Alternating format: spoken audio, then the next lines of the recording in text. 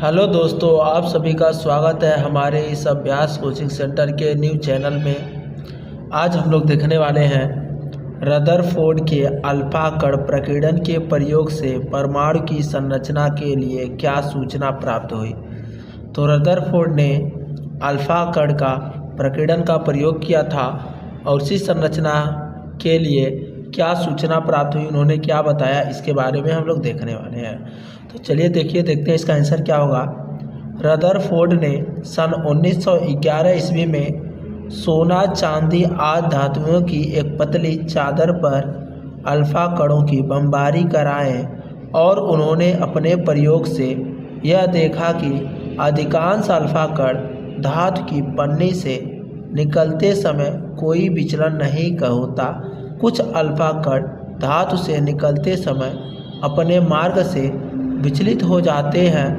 लगभग 20,000 अल्फा कण से केवल एक अल्फा कण 90 अंश या उससे अधिक कोण से विचलित होता है। इसके आधार पर इन्होंने निम्नलिखित निष्कर्ष निकाला।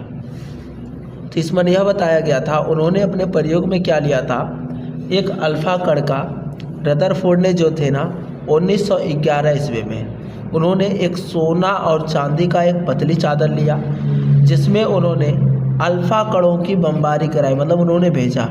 और इस प्रयोग से इन्होंने यह देखा कि यहाँ पे जो अल्फा कण हैं धातु की पन्नी से निकलते समय क्या करते हैं, कोई विचलन नहीं करते हैं। देखिए सीधे ही निकल गए, कोई विचलन नहीं हुआ है। तथा कुछ अल्फा कण मार्ग से निकलते समय अपने मार्ग से विचलित हो जाते हैं। देखिए यह किरण मार्ग से विचलित हो गई है, इधर हो गई है यहाँ पे।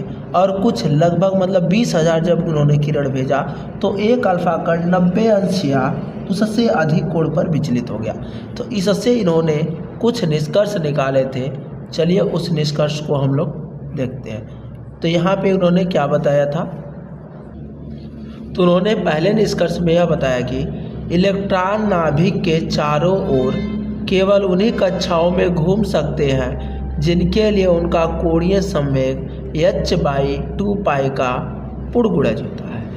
उन्होंने अपने प्रयोग में यह बताने का कार्य किया था कि जो नाभिक होता है इनमें इसके चारों ओर विभिन्न कक्षाएं होती हैं। तो नाभिक के चारों ओर जो विभिन्न कक्षाएं, जो कक्षा की संख्या h/2 पाई का पूर्ण गुणज होगा, केवल उन्हीं में इलेक्ट्रॉन क्या होते हैं, केवल घूम सकते हैं। यह कक्षा अगर जो यह आपका h/2 पाई का पूर्ण गुणज हो रहा है तो ये भी क्या होगा, इसमें भी यह कक्षे में इलेक्ट्रॉन की संख्या घूम पाएगी, जैसे यहाँ पे उन्होंने बताया है। दूसरा देखिए, स्थायी कक्षाओं में घूमते समय इलेक्ट्रॉन ऊर्जा का उत्सर्जन नहीं करते हैं। अगर वह स्थायी कक्षा में घूम रहे हैं, अगर स्थायी कक्षा में घूम रहे हैं तो किसी भी प्रकार का ऊर्जा का उत्सर्जन वह नहीं करेंगे।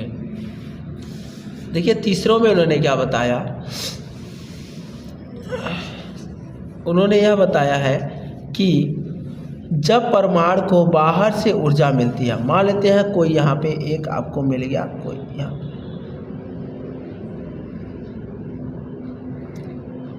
यह पूरा किसी परमाणु का नाभिक है। अगर किसी बाहर से कोई ऊर्जा मिल जाए इसे, तो उसका कोई इलेक्ट्रॉन उसे ग्रहण कर लेता है। मान लेते हैं यहाँ पे इलेक्ट्रॉन है, यह इसको ग्रहण कर लिया और ऊंची कक्षा में चला जाता है। अपने कक्षक से यहाँ पे ऊंची कक्षा में वह आ जाता है। यह परमाणु उत्तेजित अवस्था कहलाती है। जब यहाँ से यहाँ जा रहा है तो उत्तेजित अवस्था होगा, मतलब इलेक्ट्रॉन को ऊर्जा मिला, उत्तेजित हो गया, चला गया।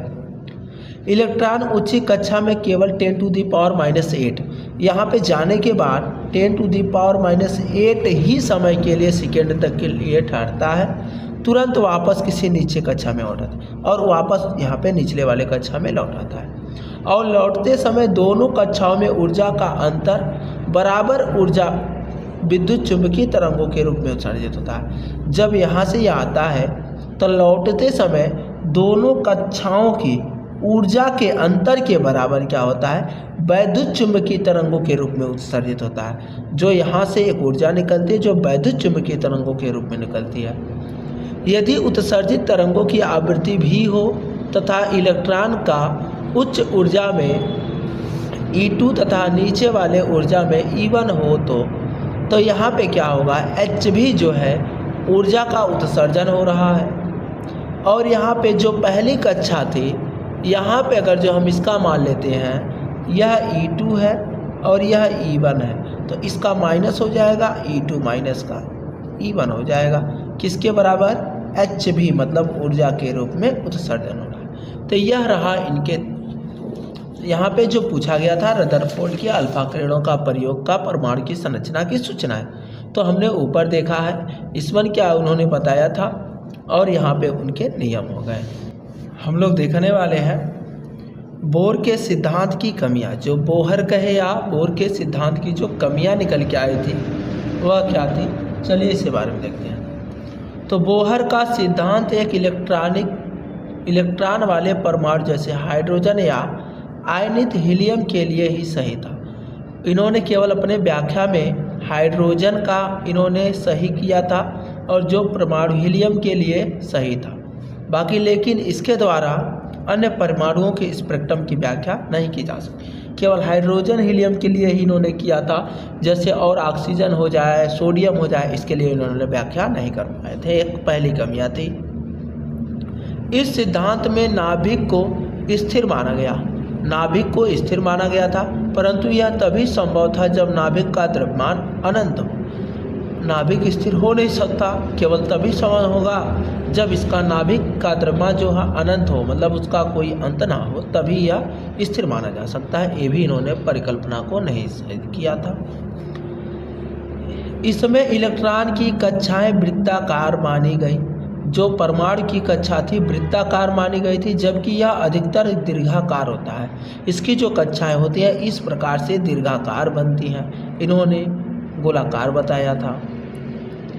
इसके आधार पर स्पेक्ट्रम रेखा की तीव्रता की व्याख्या नहीं की जा सकी।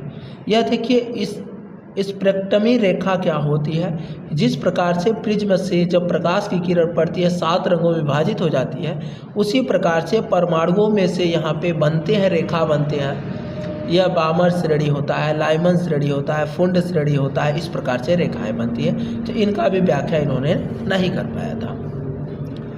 यहाँ पे देखिए कोणीय संवेग के क्वांटीकरण का कोई तर्क संगत नहीं दिया गया था। जो कोणीय संवेग था उसके लिए इन्होंने जो क्वांटीकरण संख्या होता है, जो हम इलेक्ट्रॉनिक विन्यास करते हैं तो पहली कक्षा दूसरी कक्षा होता है, तो यन का मान इन्होंने यहाँ पे तर्क जो आधार दिया था वह यह क्वांटीकरण का कोई तर्क संगत आधार नहीं दिया था, इन्होंने नहीं बता पाए थे। आज की वीडियो में बस इतना ही, मिलते हैं किसी फिर नेक्स्ट वीडियो में। तब तक के लिए आप लोग इसे तैयार करते रहें।